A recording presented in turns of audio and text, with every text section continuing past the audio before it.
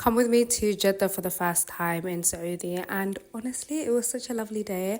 So, first of all, the drive was supposed to be an hour, and in Saudi, I think an hour drive takes about 30 minutes, and a 30-minute drive takes 15 minutes because the roads are very, very fast and furious. Not that fast and furious, but just a little bit more fast and furious than what we're used to.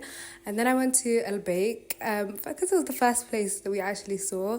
I've been liking the fillet, I think it's the fillet fish burger. And then we went to the beach. Now, women weren't actually allowed to swim inside the water. Not that I actually intended to swim. However, if I was to go back to Jeddah, I'm sure there's a lot of like women's only beaches that will probably be really, really good. So yes, maybe for next time. Lemonade, I went iced caramel macchiato, but it looks a bit sweet. And a little cheeky chai. Yeah. No, because I'm not the only one. When I first got here, I kept saying juju buns because what looks like a juju is actually barnies in Arabic. So it's actually called barnies, but I really do usually get my coffee from there, and it was quite good. It was quite good. So then, after we watched the sunset, it was so gorgeous.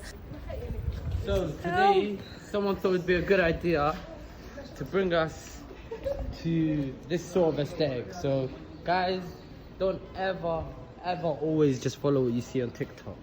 Go away, you guys don't know how to travel. When you travel, you have to see the souk. I was fighting for my life trying to convince my family that the souk is a place of beautiful culture, but eventually they got it. It's just when we first entered, the area that we entered was like all closed. Guys, visiting the souk is just a cultural experience wherever you go, okay? Just trust and believe me. And the souk in Jeddah was no different. It was so gorgeous. It was like very old town. I love the architecture. There was so much like fresh fruit juices. There was also a bit of a modern touch, like with the cafes. Went to a museum, got shawarma of course, and then just walked around and enjoyed the evening. There was also like a lot of gold shops. This is the museum that was also inside the souk, and then just appreciating the architecture. I found this cafe and they do fresh camel milk in the morning. It's called Nook, so I wish I got there in the morning, okay? But then I actually went there once for ice cream, and then I went back and I got milk and then more milk because I love camels. I love camel milk. There's a beautiful masajid in the souk as well.